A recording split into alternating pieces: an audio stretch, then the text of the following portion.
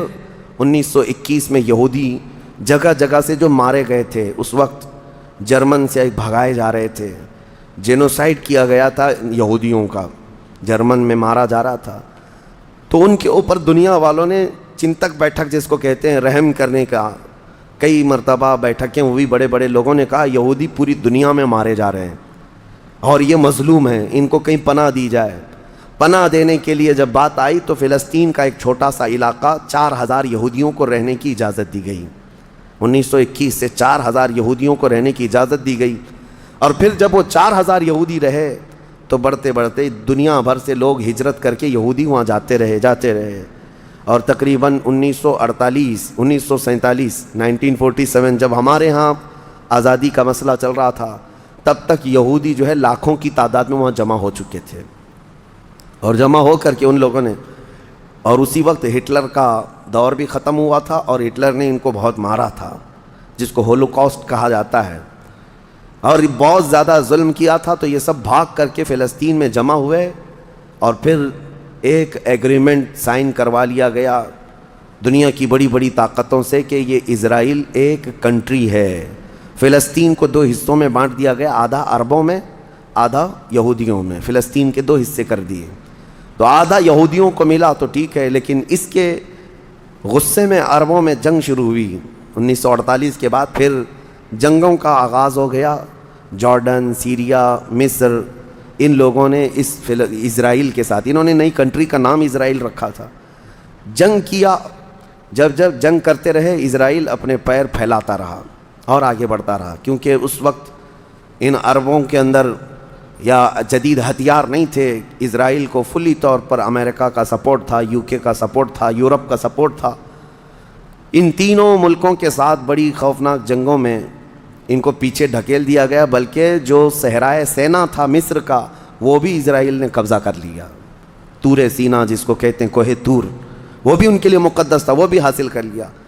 پھر اس کے بعد دوسری جنگ بھی ہوئی تھی مصر کی، تب مصر نے وہ علاقہ واپس لیا اور اسرائیل کو سمیٹنے کی کوشش کرتے رہے۔ 3 بڑی جنگوں میں ہوا یہ کہ جب جنگ ہوتی رہی اسرائیل پھیلتا رہا، پھر 1978 کے قریب یا 75 کے آس پاس اسرائیل نے پورے طور پر فلسطین کا کنٹرول اپنے ہاتھ میں لے لیا، جس میں بیت المقدس بھی چلا گیا۔ یہ ہے تاریخ میں آدم علیہ السلام کے زمانے سے لے کر یہاں تک کی بتا رہا ہوں، مختصر جھلکیاں۔ اس کے بعد سے یہودیوں نے بیت المقدس کا کنٹرول اپنے ہاتھ میں لیا، حالانکہ UN کا یہ فیصلہ ہے کہ پورے اسرائیل کو یہ خاص طور پر تنبیہ کی گئی ہے کہ صرف مسجد اقصیٰ جو بیت المقدس ہے، اس کا کنٹرول اور اس کا مینجمنٹ، اس کے انتظامات یہودیوں کے ہاتھ میں بھی نہیں رہیں گے اور وہاں کے فلسطینی مسلمانوں کے ہاتھ میں بھی نہیں رہیں گے، یہ جارڈن کی حکومت کو دیا گیا ہے۔ جارڈن کی حکومت جس کو کسٹوڈین آف یہ کہا جاتا ہے بیت المقدس، وہ اس کے انتظام دیکھتی ہے، لیکن برائے نام ہے یہودیوں نے دھجیاں اڑا رکھی ہیں پورے دنیا بھر کے قوانین کی، جہاں ان کو پابندی تھی کہ یہاں نئے گھر نہیں بنائیں گے، ابھی 3-4 سال پہلے انہوں نے پورے مسلمانوں کے محلے کو ختم کر کے 200 گھر بنائے، یہودیوں کو آباد کیا۔ برسوں سے یہاں جو مسلمان تھے، ابھی آپ جا کر کے کبھی دیکھیں یروشلم، بیت الحم، جو بیت المقدس کے آس پاس کے علاقے، رام اللہ، 40 سال 45 سال ہو گئے دکانوں کو تالے لگے ہوئے ہیں، جالے لگے ہوئے ہیں، لیکن کھولنے کی اجازت نہیں ہے۔ اتنے پرانے وقت سے دکانیں بند ہیں، کہا کہ نہیں، یہودیوں کی طرف سے کوئی یہاں پر کھولنے کی اجازت نہیں ہے، مسلمانوں کے نام پر۔ اور اللہ کا فضل تو دیکھیں، وہ مسلمان کیسے جگرے والے لوگ ہیں، میں نے اپنی آنکھوں سے دیکھا ہے۔ ہر جگہ کی طبیعت کے اعتبار سے اللہ تعالیٰ مخلوق پیدا کیا ہے۔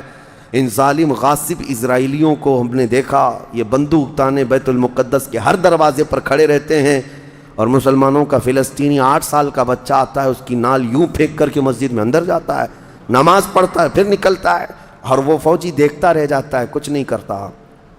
بسا اوقات گولیوں سے برساتے ہیں، روزانہ کا معمول یہ ہے۔ رات کو گولیوں کی بارش ہوئی، سمیٹ کر کے ختم کیا گیا، زخمی ہاسپٹل میں گئے، دوسرے دن دیکھا عصر کے بعد بیت المقدس کے باہر صحن جو ہے وہاں پر پھر عورتیں، بچے، سب جو روزانہ عصر سے لے کر مغرب تک اپنی روٹیاں، اپنے کھانے لے کر کے آتی ہیں، بیٹھتی ہیں، ایسا لگتا ہے یہاں کچھ ہوا ہی نہیں، مائیں بچوں کو بچپن سے یہ چیز ڈال دیتی ہیں کہ بیٹا اگر تو ابھی گھر سے گیا نماز کے لیے تو ہمیں یہ یقین نہیں ہوتا کہ تیرا جسم آئے گا کہ تیری لاش آئے گی.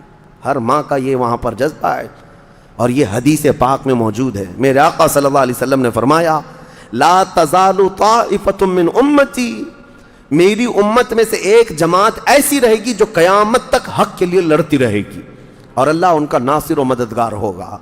بیت المقدس کی یہ تاریخ آج، بیت المقدس کو انہوں نے خون میں نہلا رکھا ہے، یہودیوں کا زبردستی اس پر قبضہ ہے. اب یہ چاہتے کیا ہیں یہ بھی میں آپ کو بتا دوں. یہ چاہتے ہیں کہ یہ مسجد اقصیٰ جو تعمیر ہوئی یہ حضرت عمر کے حکم سے ہوئی. پھر اموی خلفاء جب آئے، خلیفہ ولید بن عبد الملک، اس نے پوری مسجد بنوائی، اور یہ جو پیلا گنبد آپ دیکھتے ہیں قبۃ الصخرہ جو مسجد اقصیٰ سے جس کو مشہور کیا گیا ہے، یہ قبۃ الصخرہ ہے، ڈوم آف راک جس کو کہتے ہیں. یہ اصل اس سے لگی ہوئی ہے بیت المقدس کی مسجد پرانی، اس کو شو نہیں کرتے. اس کو یہ گرا کر کے، اس کو پورا زمین بوس کر کے تھرڈ ٹیمپل بنانے کا پلان ہے. ان کو یہ چاہیے کہ حضرت داؤد علیہ السلام کے زمانے میں جو کام شروع ہوا تھا، سلیمان علیہ السلام نے جو مندر بنایا تھا، جو ٹیمپل بنایا تھا، ہم اس کو اسی جگہ تعمیر کریں گے. تو بیت المقدس مسجد اقصیٰ کی دیوار سے دیوار انہیں گرانا ہے. اس کے لیے یہ کیا کیا سازشیں کرتے رہے، کھدائی کرتے رہے کہ یہاں پرانا خزانہ ہے، فلاں چیزیں ہیں، ثبوت نکالنا ہے. کتنا دیواروں کو ہلانے کے لیے آرٹیفیشیل زلزلے لائے گئے، مصنوعی طور پر یہ زمین ارتھ کویک لائے گئے کہ مسجد اقصیٰ گر جائے. لیکن اللہ کی مرضی جب تک چاہے. اب اگر حالات ایسی ہیں تو یہ مسجد اقصیٰ کو گرا کر کے وہاں پر ایک تھرڈ ٹیمپل بنائیں گے، جس کا پورا آرکیٹیکٹ ڈیزائن بھی انہوں نے ظاہر کر دیا ہے، نشر کر دیا ہے. کوئن بھی ایک جاری کر دیا ہے جس کو لے کر کے ان کے تھرڈ ٹیمپل کے اندر جائے گا، آئے گا. یہ 2017 کی بات میں بتا رہا ہوں. پوری تیاریاں کر لی گئی ہیں. اب دیکھا گیا ہے کہ مسلمان ہر جگہ سے سوئے ہوئے ہیں، اب کوئی بھی اٹھتا نہیں ہے. عربوں کے منہ میں تو انہوں نے اپنی زبان رکھ دی ہے، عرب اب بولنے کے قابل نہیں رہ گئے. اور بغل کے جو دیش لڑے تھے پہلے، مصر، سیریا، جارڈن، آج ان کی حالت کیا ہے؟ وہ خود خانہ جنگی میں مبتلا ہیں، آپس کی لڑائیوں میں مصروف ہیں. اسرائیل کی غنڈہ گردی اور دادا گیری اس حد تک بڑھ گئی ہے کہ اسے آس پاس کسی کا خوف نہیں. ہاں اگر کچھ بولتا ہے تو کبھی ترکی بولتا ہے. ہاں اس کو اپنے اس ملک کے لیے سب سے بڑا خطرہ محسوس ہوتا ہے تو ایران ہے. ایران کو اس نے سعودی سے ایسا لڑا کر کے رکھا ہے کہ وہ آپس میں جنگیں کرتے رہیں. اسی لیے ابھی ایران اور سعودی کا پیس معاہدہ ہوا، ایگریمنٹ ہوا، تو سب سے پہلے نیند حرام ہو رہی ہے اسرائیل کی کہ یہ اگر دوست ہو گئے تو میرا کیا ہوگا، میری حفاظت کیا ہوگی.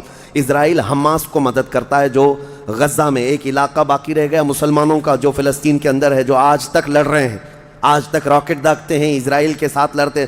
20,000 کی تعداد ہے وہ بیچاروں کی، 20,000 کی تعداد ہے. اب یہ تاریخ اس طرح سے بتائی جاتی ہے، نیوز اس طرح کی ہے، اسے حماس کو اسرائیل مدد کرتا ہے، فلاں مدد کرتا ہے، جو بھی مدد کرتا ہو ہمیں اس سے وہ نہیں. لیکن ایک حق جماعت قیامت تک حق پر قائم رہے گی اور بیت المقدس کے لیے لڑتی رہے گی.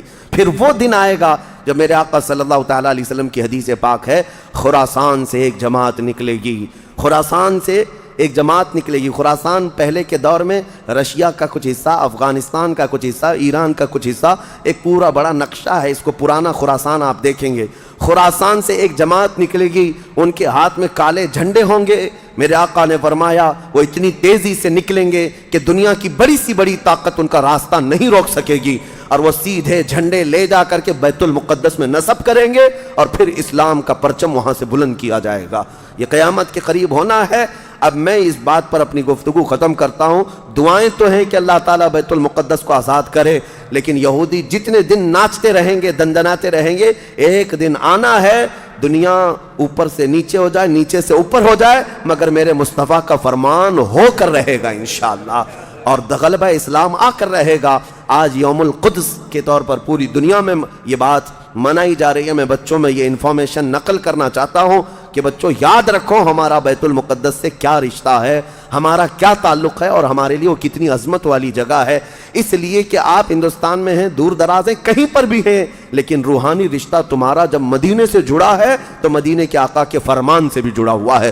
اللہ کریم ہم سب کو بیت المقدس کے محافظین میں شامل فرمائے. قیامت کے قریب امام مہدی کی فوج میں اللہ تعالی ہمارا شمول فرمائے.